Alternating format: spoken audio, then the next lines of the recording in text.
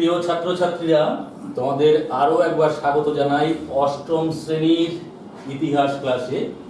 আমি তোমাদের বিকাশ স্যার, বদরপুর উচ্চ বিদ্যালয়ের সহশিক্ষক ইতিহাসের। আমরা এর আগের দিন কংগ্রেস পড়েছিলাম, দুটো ক্লাসে, কংগ্রেসের উৎপত্তি, প্রাক কংগ্রেস এবং তারপরে নরমপন্থী আন্দোলন, মানে 1885 থেকে 2005, 1885 থেকে 1905, এই যে 20 বছরের যে কংগ্রেসের কার্যকলাপ, যেটাকে মডারেট বা নরমপন্থী মুভমেন্ট বলা যেতে পারে, আন্দোলন বলা যেতে পারে, নরমপন্থী কার্যকলাপ বলা যেতে পারে, সেটা আমরা কিছুটা আলোচনা করেছিলাম। আমরা সেখানটায় দেখেছিলাম যে নরমপন্থীদের যে দৃষ্টিভঙ্গি, কংগ্রেসের যে নরমপন্থী আন্দোলনের যে প্রথম পর্বের যে সমস্ত নেতৃবৃন্দ ছিল, তারও আগে বলে নিশ্চয়ই তোমাদের কংগ্রেসের উৎপত্তির ইতিহাস মনে রয়েছে। কংগ্রেসের তোমার যে প্রথম জন্ম হলো কোথায়? জন্ম হলো 1885 সালে 28শে ডিসেম্বর বোম্বাইয়ের গোকুল দাস তেজপাল সংস্কৃত কলেজে, এবং তার প্রথম সভাপতি ছিলেন বিখ্যাত বাঙালি ব্যারিস্টার উমেশ চন্দ্র বন্দ্যোপাধ্যায়, যিনি WC ব্যানার্জি নামে পরিচিত। তোমাদের আগেই বলেছি, খুব মনে রাখবে, সালটা মনে রাখবে, প্রথম সভাপতির নাম মনে রাখবে, কোথায় হয়েছিল সেটা মনে রাখবে শর্ট কোশ্চেনের জন্য। আর তো সেই জায়গা থেকে আলোচনা করে আমরা দেখেছি যে নরমপন্থীদের কী কী কার্যকলাপ, তারা সমালোচনা তাদের প্রাপ্য ছিল, ঠিকই অনেক সমালোচনা তাদের প্রাপ্য ছিল, কিন্তু তাহলেও তারা যে ভারতবর্ষের ইতিহাসে কিন্তু যথেষ্ট গুরুত্বপূর্ণ অবদান রেখেছে।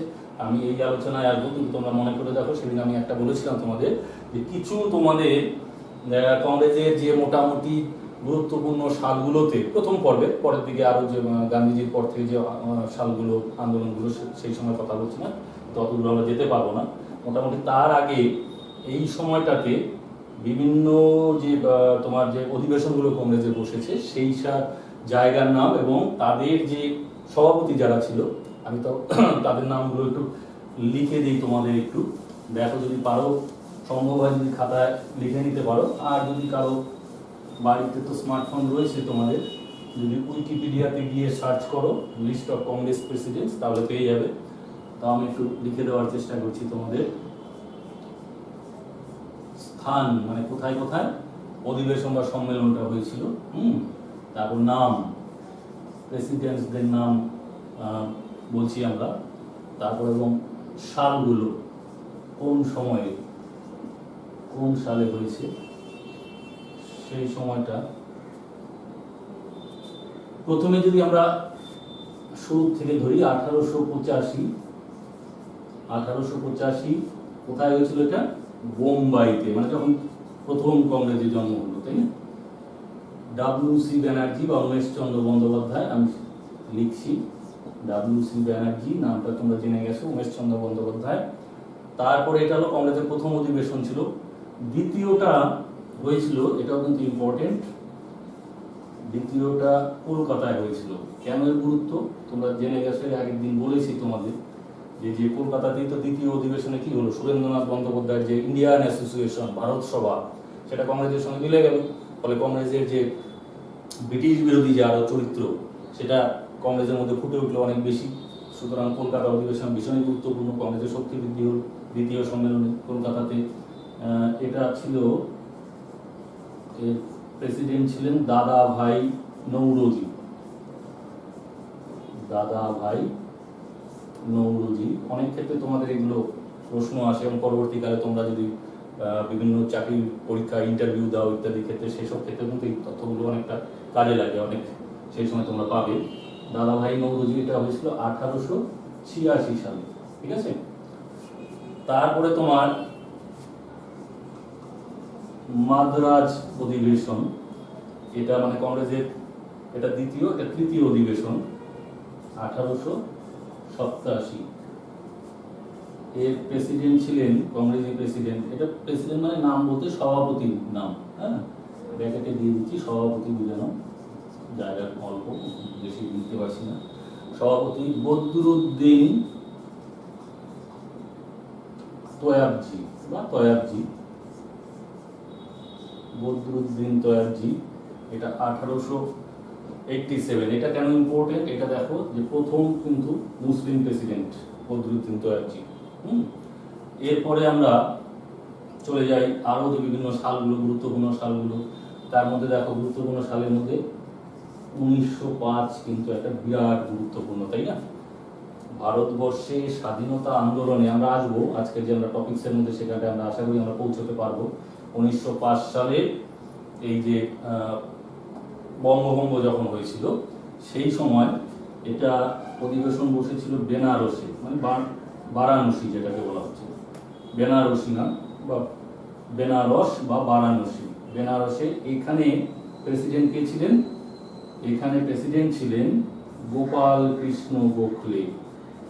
গোপাল কৃষ্ণ গোখলে আলোচনা প্রসঙ্গে তোমাদের এর আগে বলেছি যে গোপাল কৃষ্ণ গোখলে ছিলেন আমাদের গান্ধীজির রাজনৈতিক গুরু। এটা একটা খুবই একটা মানে বিষয়, দেখো কিরকম একটা তাৎপর্যপূর্ণ বিষয় যে 1905 সালে গান্ধীজির যে রাজনৈতিক গুরু গোপাল কৃষ্ণ গোখলে, তার সময় কংগ্রেস দুটো মানে একটা নরম মানে পার্টিশন যখন হলো, তোমার পার্টিশন অফ বেঙ্গল বলা যায় যেটাকে, বঙ্গভঙ্গ, তখন থেকেই কিন্তু আস্তে আস্তে সংগ্রামশীল যে জাতীয়তাবাদ বা চরমপন্থী যে মত সেটা কিন্তু মানে দারুণভাবে প্রকাশিত হলো, ক্ষোভটা বেরিয়ে গেল। তো সেই সময় গোপাল কৃষ্ণ গোখলে তিনি ছিলেন প্রেসিডেন্ট, এবং তারই যে শিষ্য গান্ধীজি, যিনি অহিংস আন্দোলনের পক্ষপাতী ছিলেন, তোমরা যেন সত্যাগ্রহ এবং অহিংস আন্দোলন, এই দুটো ছিল গান্ধীজির রাজনৈতিক হাতিয়ার, যেটা সম্পূর্ণ চরমপন্থার বিপরীতমুখী। তো সেই জায়গায় দাঁড়িয়ে তারই গোপাল কৃষ্ণ গোখলেরই শিষ্য গান্ধীজির হাত ধরে কিন্তু সেই অর্থে ভারতবর্ষের স্বাধীনতা আন্দোলনের অনেকটাই পূর্ণতা পেয়েছিল। তো 1887 দেখলাম, 1905 দেখলাম আমরা। এইবার 1917 সাল কেন ইম্পর্টেন্ট? 1917 সালে এটা হয়েছিল কলকাতা অধিবেশন। তার আগে আরো একটি ভীষণ গুরুত্বপূর্ণ যেটা আমরা মিস করে যাচ্ছি, 1907, এটা আরো একটা গুরুত্বপূর্ণ। 1907-এ কি হয়েছিল? সুরাট অধিবেশন। আমরা সেখানটায় আজকে আসবো। সুরাটে হয়েছিল অধিবেশনটা, সুরাটে হয়েছিল। এর প্রেসিডেন্ট ছিলেন, কংগ্রেসি প্রেসিডেন্ট ছিলেন রাসবিহারী ঘোষ। রাসবিহারী ঘোষ, তোমরা কিন্তু কেউ ভুলিয়ে ফেলবে না, একজন রাসবিহারী বসু রয়েছেন, বিখ্যাত বিপ্লবী, আর এটা রাসবিহারী ঘোষ, ইনি কিন্তু মডারেটর, নরমপন্থী। আর উল্টো দিকে রাসবিহারী বসু, তিনি ছিলেন চরমপন্থী বিপ্লববাদের অন্যতম প্রধান বিপ্লবী। তো এই সুরাট অধিবেশন, রাসবিহারী ঘোষ, 1907 সাল, এটা একটা ইম্পর্টেন্ট। তারপর যেটা বলছিলাম 1917 যেটা তোমার কলকাতা অধিবেশন। কেন গুরুত্বপূর্ণ? গুরুত্বপূর্ণ এই জন্যই, প্রথম মহিলা কংগ্রেস প্রেসিডেন্ট দেখা গেল অ্যানি বেসান্ত। প্রথম মহিলা কংগ্রেস প্রেসিডেন্ট অ্যানি বেসান্ত, এই জন্য ইম্পর্টেন্ট। বিভিন্ন সময় বিভিন্ন জায়গায় প্রশ্ন থাকে প্রথম মহিলা কংগ্রেস প্রেসিডেন্টকে, অ্যানি বেসান্ত। কিন্তু তোমাদের মাথায় রাখতে হবে যে অ্যানি বেসান্ত কিন্তু খাঁটি ভারতীয় ছিলেন না, তিনি ছিলেন তার বাবা মায়ের একজন ভারতীয়, অর্থাৎ অ্যাংলো ইন্ডিয়ান বলা হয় যাদের, একজন বাবা মায়ের একজন ভারতীয়, অন্যজন কিন্তু বিদেশি।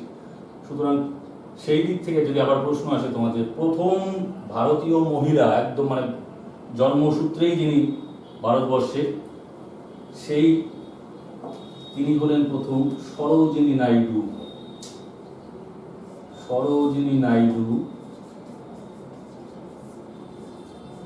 এটা 1925-এর অধিবেশনটা হয়েছিল কানপুরে, কানপুর অধিবেশন, ঠিক আছে। এছাড়াও রয়েছে আর 1914 সালে যে লখনৌ চুক্তি হয়েছিল কংগ্রেস এবং মুসলিম লীগের মধ্যে। তো এই বিষয়গুলো যদি কিছুটা মনে রাখো, পরের দিকে আরো রয়েছে, সেটা তোমাদের এখন সিলেবাসে যেহেতু নেই, বাকিগুলো আমরা লিখলাম না।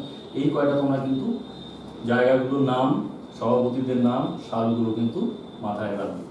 তো যাই হোক, আমরা টপিকসে চলে যাই। আমরা আজকে আলোচনা করার ইচ্ছা রয়েছে তোমাদের সংগ্রামশীল জাতীয়তাবাদ, বা পরের দিকে এই চরমপন্থী আন্দোলন নিয়ে আমরা আলোচনা করব এই জায়গাটায়। তো সেইখানটায় আমরা দেখবো যে কংগ্রেসের যে কার্যকলাপ, যেটা সমালোচনা প্রাপ্য, বারবার বলছি মডারেটরকে, কেন বলছি এতবার করে? বলছি যে তাদের ব্যর্থতাই জন্ম দিয়েছিল চরমপন্থী আন্দোলনের, জন্ম দিয়েছিল কংগ্রেসের যে নরমপন্থী আন্দোলনের ব্যর্থতা। তো আমরা যদি এই চরমপন্থী আন্দোলন নিয়ে আমরা আলোচনা করি, তাহলে বিভিন্ন সময় দেখবো যে নরমপন্থীরা তাদের সেই ব্যর্থতার কথা কিন্তু অবশ্যই আসবে। নরমপন্থীরা তারা চেয়েছিল, এটা ঠিক তারাই প্রথম দেশপ্রেম জাগিয়েছিল মানুষের মধ্যে, ঐক্যবদ্ধভাবে এটা তাদের মধ্য দিয়ে একটা প্রথম রাজনৈতিক দলের সূত্রপাত হয়েছিল কংগ্রেস। তারা মানুষের মধ্যে দেশপ্রেম জাগানোর চেষ্টা করেছিল, হিন্দু মুসলমান যে সম্প্রীতি উপর তারা জোর দিয়েছিলেন। তারা ব্রিটিশদের যে ঔপনিবেশিক শাসনের যে কুফল, সেই যে চরিত্রগুলো, ব্রিটিশরা যে বিভিন্নভাবে অর্থনৈতিক শোষণ চালাচ্ছে, সেই চরিত্রগুলো তারা মানুষের সামনে তুলে ধরেছিলেন। তো এই সমস্ত কাজগুলো তারা করেছিলেন প্রথম, কিন্তু তাদের যে কর্মপন্থা ছিল, পদ্ধতি ছিল, সেটা যে ব্রিটিশদের কাছ থেকে যে একটা আগ্রাসী মনোভাব দেখিয়ে, যেটা চরমপন্থী আন্দোলনকারীরা তারা যেটা বারবার দাবি করছিল নরমপন্থীদের কাছ থেকে, যে ব্রিটিশদের কাছ থেকে তারা নরমপন্থীরা আবেদন নিবেদনের নীতিতে বিশ্বাস করত।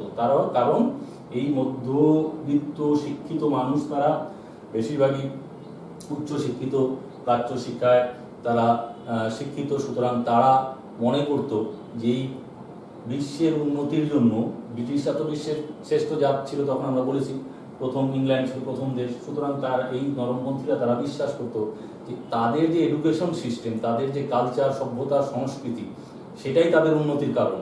তাই তারাও মনে করতো যে সেই কালচার, সেই এডুকেশন, সেই শিক্ষা, সেগুলো যদি ভারতবর্ষে প্রয়োগ করা যায় তাহলে ভারতবর্ষ বোধহয় অনেকটা উন্নতি হবে, ভারতবর্ষের উন্নতি করবে। সেই জন্য তারা মনে প্রাণে কিন্তু একদিকে যেমন ব্রিটিশের কাজের তারা সমালোচনা করতেন, কিন্তু পাশাপাশি তারা ব্রিটিশদের শাসনের সমর্থকও তারা ছিলেন।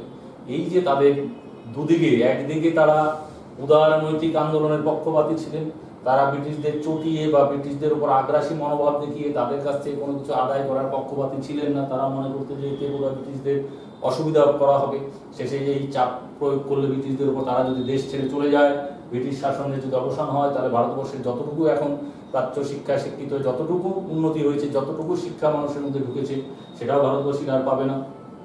এই কারণেই তারা কিন্তু ব্রিটিশদের বিরুদ্ধে সেই আগ্রাসী মনোভাব দেখাতে পারেনি। আর এখানটাতেই কিন্তু চরমপন্থীদের অভিযোগ ছিল এই নরমপন্থীদের প্রতি। বিভিন্ন সময়ে বিভিন্ন চরমপন্থী আন্দোলনকারীরা তারা নরমপন্থীদের বিভিন্ন রকমভাবে সমালোচনা করেছেন। সেই অরবিন্দ ঘোষ, বিখ্যাত বিপ্লবী, যদিও তিনি প্রথম জীবনে কিন্তু মডারেটর ছিলেন, অর্থাৎ নরমপন্থী আন্দোলনের পক্ষপাতী ছিলেন। তিনি সমালোচনা করেছেন কংগ্রেসের যে রাজনৈতিক দৃষ্টিভঙ্গি, তার সমালোচনা করেছেন। তিনি জি.কে. দেশপান্ডের ধনুপ্রকাশ পত্রিকা নামক একটি পত্রিকায় তিনি সমালোচনা করেছেন যে কংগ্রেসের যে দৃষ্টিভঙ্গি নিয়ে চলছে, সেই দৃষ্টিভঙ্গির যদি পরিবর্তন না করা হয় তাহলে কখনোই ভারতবাসীরা কাঙ্ক্ষিত লক্ষ্যে পৌঁছাতে পারবে না। আরও একটা গুরুত্বপূর্ণ মত পার্থক্য ছিল, চরমপন্থীরা চাইতেন সরাসরি স্বরাজ, অর্থাৎ তারা স্বাধীনতার দাবি করতেন।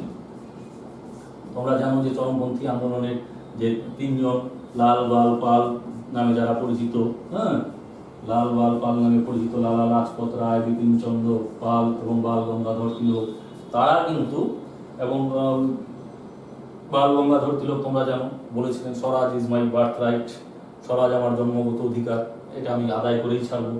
অন্যদিকে নরমপন্থীরা তারা কিন্তু স্বায়ত্ত শাসনের দাবি করত, ঔপনিবেশিক স্বায়ত্ত শাসন। স্বায়ত্ত শাসনটা কি? স্বায়ত্ত শাসনটা অনেক ক্ষেত্রে স্থানীয় মানুষ, অর্থাৎ ভারতীয়দের, যদি উদাহরণ বলি ভারতের ক্ষেত্রে, যে অনেক ক্ষেত্রেই এই সমস্ত যে মানুষ যারা রয়েছে, ভারতীয়রা রয়েছে, তারাই এই সমস্ত প্রশাসনিক বিভিন্ন গুরুত্বপূর্ণ কাজে তারাই চালাবে, প্রশাসনটাকে, অ্যাডমিনিস্ট্রেশনটাকে চালাবে, কিন্তু গুরুত্বপূর্ণ বিষয়গুলোতে অভিভাবক হিসাবে ব্রিটিশরাই থাকবে। গুরুত্বপূর্ণ বিষয় বলতে যেমন একটা দেশের সামরিক বাহিনী, এটা একটা দেশের সামরিক বাহিনীর সঙ্গে নিরাপত্তার ব্যাপার জড়িয়ে থাকে, তো সেই কোনো দেশের যদি সামরিক বাহিনী যার হাতে থাকে, তা না হলে কিন্তু তাকে সার্বভৌম শক্তি কিন্তু সেই অর্থে বলা যায় না। তো নরমপন্থীরা চাইতো যে স্বায়ত্ত শাসন, এবং স্বায়ত্ত শাসনের ক্ষেত্রে কিন্তু সামরিক শক্তি স্থানীয় প্রশাসনের উপর দেওয়া হয় না।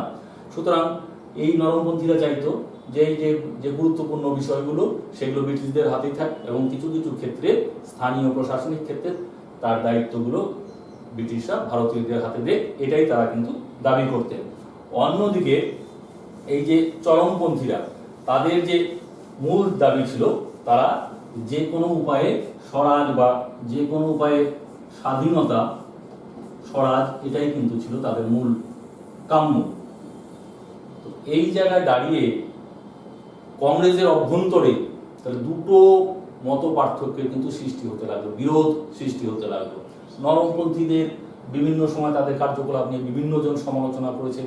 আমরা যদি বঙ্কিমচন্দ্র চট্টোপাধ্যায়ের কথা বলি, তিনি তার কমলাকান্ত দপ্তরে তিনি লিখেছেন যে জয় রাধে ভিক্ষা দাও গো, ইহাই আমাদের পলিটিক্স। অর্থাৎ নরমপন্থীরা যে আবেদন নিবেদন করতো, এটাকে বঙ্কিমচন্দ্র চট্টোপাধ্যায় সহ অন্যেরা বলেছেন এটা একটা রাজনীতি ভিক্ষাবৃত্তি, চেয়ে কিন্তু স্বাধীনতা এটা তো একটা অধিকার, এটা আদায় করে নিতে হয়। তো সেখানটায় তাদের যে রাজনৈতিক ভিক্ষাবৃত্তি এটা সমালোচিত হয়েছে। অন্যদিকে লালা লাজপত রায়, বিপিন চন্দ্র পাল, বাল গঙ্গাধর তিলক তারাও সমালোচনা করেছেন। এক জায়গায় তারা বলেছেন যে তারা এই প্রসঙ্গে নরমপন্থী আন্দোলনের নেতৃত্বের সমালোচনা করে তারা বলেছেন যে we will not achieve any success if we croak, croak once in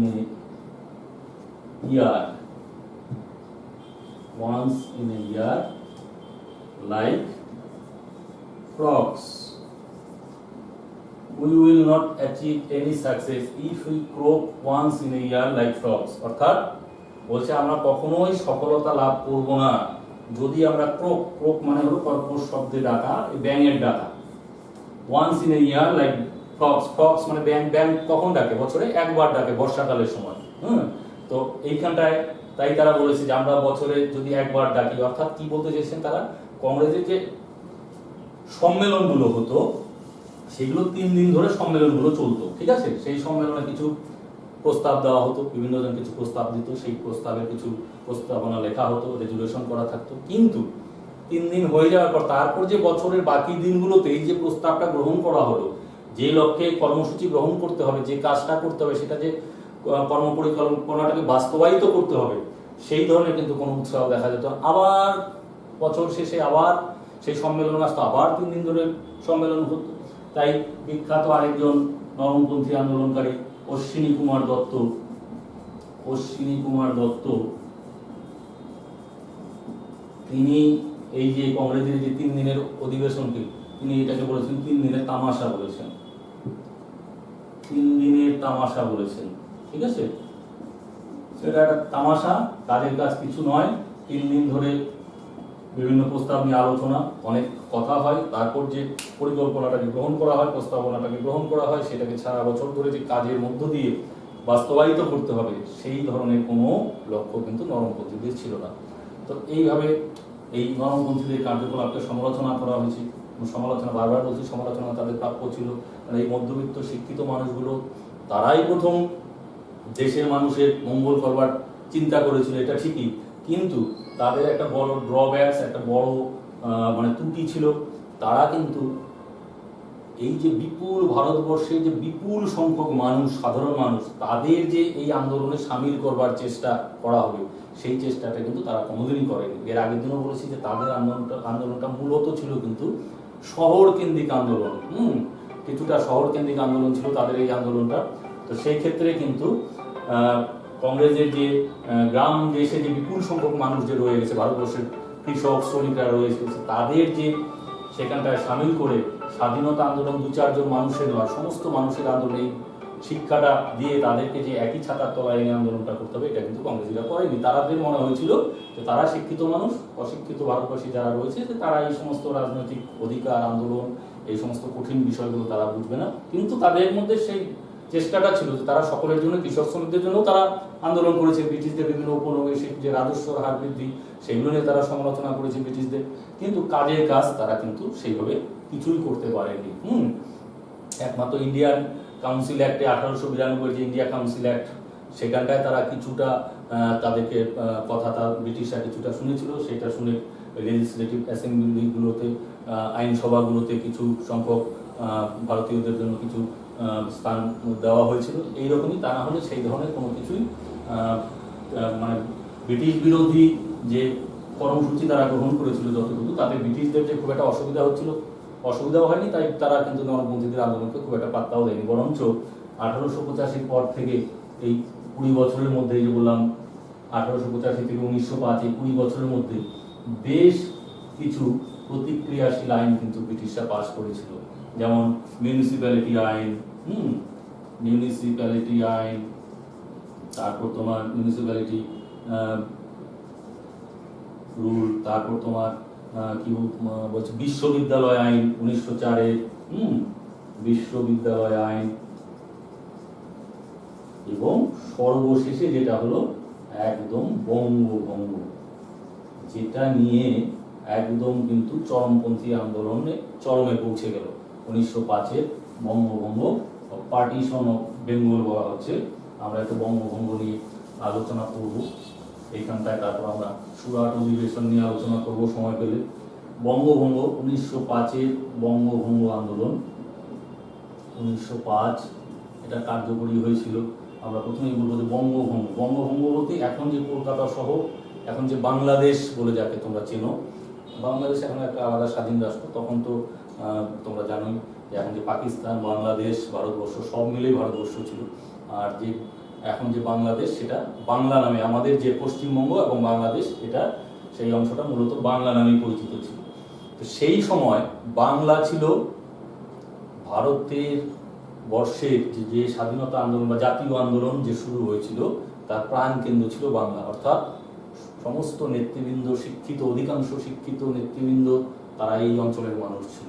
ফলে রাজনৈতিক আন্দোলনগুলো কিন্তু সূত্রপাত হতো, আতুর ঘর বলা চলে বাংলাকে, এখান থেকে কিন্তু আন্দোলনের সূত্রপাত হতো। এটা কিন্তু ব্রিটিশদের কিন্তু চক্ষুশূলের হওয়ার মতো একটা কারণ ছিল, ব্রিটিশদের ভাবিয়ে তুলেছিল এই ঘটনাটা।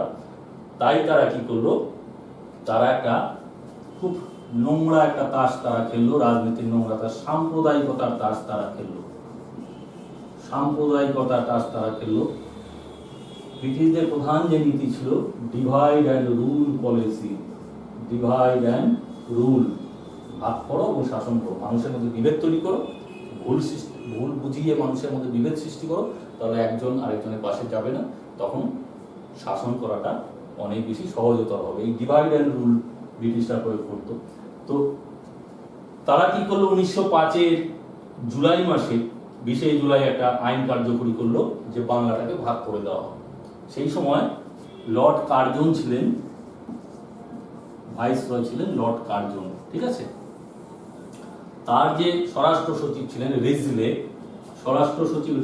রিজলে লর্ড কার্জনকে রিপোর্ট দিলেন যে বাংলাদেশ কিন্তু ভারতবর্ষের মধ্যে একটা উল্লেখযোগ্য শক্তি, সুতরাং বাংলাটাকে যদি কোনোভাবে ভাগ করে দেওয়া যায়, এদের মধ্যে যদি বিভেদ তৈরি করে দেওয়া যায়, তাহলে নিজেদের স্বার্থ সংঘাতে জড়িয়ে পড়বে, আস্তে আস্তে আন্দোলনটা দুর্বল হয়ে যাবে, আমাদের পক্ষে সেটা শাসন করা সুবিধা হবে।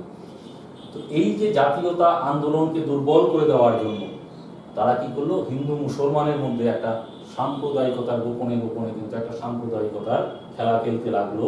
কারণ তোমরা লক্ষ্য করে দেখবে 1906-এই কিন্তু মুসলিম লীগ নামে একটি রাজনৈতিক দল প্রতিষ্ঠা হয়ে গেল। ব্রিটিশরা বোঝাতে লাগলো যে এই যে কংগ্রেস মূলত হিন্দুদের দল, সুতরাং এরা কোনোদিনই মুসলিমদের সমস্যা নিয়ে ভাববে না, সুতরাং মুসলিমদের জন্য একটা আলাদা যদি রাজনৈতিক দল হয়, তাহলে ব্রিটিশ সরকার তাদের বিভিন্ন যে দাবি দেওয়া, তাদের যে সমস্যা, সেগুলোকে গুরুত্ব দিয়ে দেখবে। এইভাবে ঢাকার নবাব সলিমুল্লাহ এবং আগা খা তারা মিলে কিন্তু মুসলিম লীগটা প্রতিষ্ঠা করে ফেললো। তো এই যে মূল উদ্দেশ্য কি ছিল, মূল উদ্দেশ্য ছিল এই যে হিন্দু মুসলমান সবাই মিলে সম্প্রীতির একটা আবহে তারা যে একসঙ্গে যে জাতীয় আন্দোলনটা পরিচালনা করত, সেই জাতীয় আন্দোলনটা পরিচালনা করার ক্ষেত্রে ব্রিটিশদের কিন্তু সমস্যা হচ্ছিল। ব্রিটিশরা বুঝতে পারছিল যে সামনে বড় সমস্যা আসতে চলেছে, সেই কারণেই তারা কিন্তু প্রথমে বাংলাটাকে ভাগ করে দিতে চাইল, হিন্দু মুসলমানের মধ্যে একটা বিভেদ তৈরি করার চেষ্টা করলো, যাতে জাতীয় আন্দোলনটাকে দুর্বল করে দেওয়া যায়। কিন্তু মুখে তারা কি বললো, মুখে তারা প্রশাসনিক কারণ দেখালো। তারা বলল যে কলকাতা রাজধানী হওয়ার কারণে সুদূর বাংলাদেশ অনেকটা দূরে, ফলে কোনো একজন ভাইসরয়ের পক্ষে সেখানে থেকে, কোনো একজন অফিসারের পক্ষে সেখানে থেকে সুদূর এত দূরে শাসন কার্য পরিচালনা করা ঠিক মতো হচ্ছে না। ফলে আইন শৃঙ্খলা জনিত বা উন্নয়ন জনিত সমস্যা হচ্ছে। বরং যদি দুটো ভাগ করে দেওয়া যায় বাংলাটাকে, তাহলে সেই অঞ্চলের মানুষেরা, বাংলাদেশের সেই মানুষেরা, পূর্ববঙ্গের সেই মানুষেরা, তারা বিভিন্ন রকম উন্নয়নমূলক সুবিধা পাবে, সুযোগ সুবিধা পাবে, উন্নয়নে আরো নজর দেওয়া হবে। এই কথা বলে তারা কিন্তু বাংলাটাকে ভাগ করার চেষ্টা করলো। এবং সে বললাম যে 1905-এর 20 জুলাই আইনটা পাশ হলো, 1905-এর 16 অক্টোবর, 1905-এর 16 অক্টোবর একটা ঐতিহাসিক দিন। এই 16 অক্টোবর কিন্তু বাংলাটাকে ভাগ করে দেওয়া হলো, পার্টিশন করে দেওয়া হলো। ঠিক আছে, এর ফলে কিন্তু যেদিন 16 অক্টোবর কার্যকরী হয়েছিল, এটা ডেটটা খুব মনে রাখবে, যদি পাস করলো 20 জুলাই সেটাও মনে রাখবে, এবং কার্যকর হলো 16 অক্টোবর, 16 অক্টোবর, সেটা তোমরা খুব মাথায় রাখবে সেই জায়গাটা। তো সেই দিন যখন কার্যকর হলো, এটা কিন্তু গোটা বাংলাদেশে, বিশেষ করে কলকাতা এই অঞ্চলটাতে আন্দোলনে সভা সমিতির মিটিং মিছিলে কিন্তু গোটা বাংলা উত্তাল হয়ে উঠলো। স্বয়ং রবীন্দ্রনাথ ঠাকুর, তোমরা জানো বিশ্বকবি রবীন্দ্রনাথ ঠাকুর, তিনি সরাসরি হয়তো রাজনীতির আঙিনায় তিনি ছিলেন না, কিন্তু তিনিও সেদিন কিন্তু রাস্তায় নেমে পড়েছিলেন সাম্প্রদায়িক সম্প্রীতি বজায় রাখবার জন্য। এই যে ব্রিটিশরা দিয়ে শুধু বাংলাটা যদি ভাগ করতো তাও একটা ব্যাপার ছিল, কিন্তু যে নোংরামো দিয়ে সাম্প্রদায়িকতা, দুটো জাতির মধ্যে, দুটো সম্প্রদায়ের মধ্যে, হিন্দু মুসলিম, সেই এক বৃন্তে দুটি কুসুম, হিন্দু মুসলমান কবি বলে গেছেন নজরুল ইসলাম, সেইখানটায় দাঁড়িয়ে ব্রিটিশরা এই যে দুটো জাতির মধ্যে যে মনের মধ্যে যে বিষ ঢুকে দেওয়ার চেষ্টা করলো, এটার বিরোধিতাই তৎকালীন বুদ্ধিজীবী সমাজ করেছিলেন। তার নেতৃত্ব দিয়েছিলেন স্বয়ং রবীন্দ্রনাথ ঠাকুর। তিনি সবাইকে নিয়ে রাস্তায় রাখি বেঁধে সেই বাংলার জল, বাংলার ফল, পুণ্য হোক, পুণ্য হোক, পুণ্য হোক, হে ভগবান গান গেয়ে সারা বাংলাদেশ উত্তাল হয়ে গেছিল, উদ্বেলিত হয়ে গেছিল। এই বাংলার এই আন্দোলন ভারতবর্ষের বিভিন্ন জায়গায় ছড়িয়ে পড়েছিল। কলকাতায় সেদিন অরন্ধন দিবস পালিত হয়েছিল। হ্যাঁ, অরন্ধন দিবস মানে রান্না না করা। রান্না কখন হয় না বাড়িতে, কোনো শোকের পরিবেশ থাকে বাড়িতে, রান্না বান্না খাওয়া, নাওয়া খাওয়ার কথা মানুষ ভুলে যায়। এটা একটা যেন শোক। এই যে হিন্দু মুসলিম দুই ভাই ভাই, একই বৃন্তে দুটি কুসুম, দীর্ঘদিন তারা একসঙ্গে বসবাস করে এসছে, সেখানটায় ব্রিটিশরা যে ভাগ করেছে, সেই ভাগটা যে মনের থেকে কেউ মেনে নিতে পারছে না, সেটা একটা শোক। সেটাই প্রকাশ করবার জন্য রবীন্দ্রনাথ ঠাকুর নেতৃত্বে রাস্তায় কংগ্রেসী নেতৃবৃন্দ, বিশেষ করে বাংলার যে চরমপন্থী আন্দোলনের নেতৃবৃন্দ, তারা রাস্তায় নেমেছিলেন পরস্পরের হাতে রাখি পরিয়ে। তারা সাম্প্রদায়িক সম্প্রীতির একটা নমুনা তারা পেশ করেছিলেন। ব্রিটিশদের এই বার্তাটা তারা দিতে চেয়েছিলেন যে তোমরা যতই নোংরামো করো, হিন্দু মুসলমান সম্প্রীতি চিরকাল বজায় থাকবে। এই বার্তাটাই কিন্তু তিনি দিতে চেয়েছিলেন। তো আজকে আমরা বঙ্গভঙ্গের বিভিন্ন কারণগুলো এখানটায় দেখলাম। পরবর্তীকালে আমরা যদি সুরাট অধিবেশন, এই বঙ্গভঙ্গকে কেন্দ্র করে সেই সময় কিন্তু চরমপন্থী আন্দোলন আরও মাথাচাড়া দিয়ে উঠল, এবং তার নমুনা কিন্তু 1907-এ সেই সুরাট অধিবেশনে গিয়ে দেখা গেল। সুরাট অধিবেশনে চরমপন্থীরা তারা চেয়েছিল যে বাল গঙ্গাধর তিলককে কংগ্রেসের প্রেসিডেন্ট তৈরি করবার জন্য।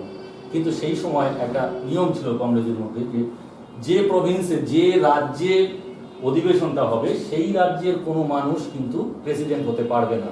তো বাল গঙ্গাধর তিলক, তিনি ছিলেন বোম্বাই প্রেসিডেন্সির মানুষ।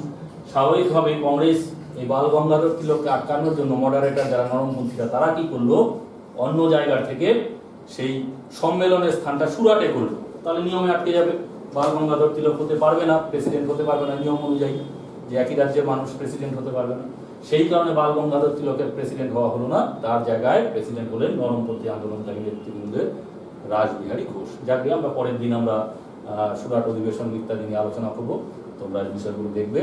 ভালো থেকো, সুস্থ থেকো।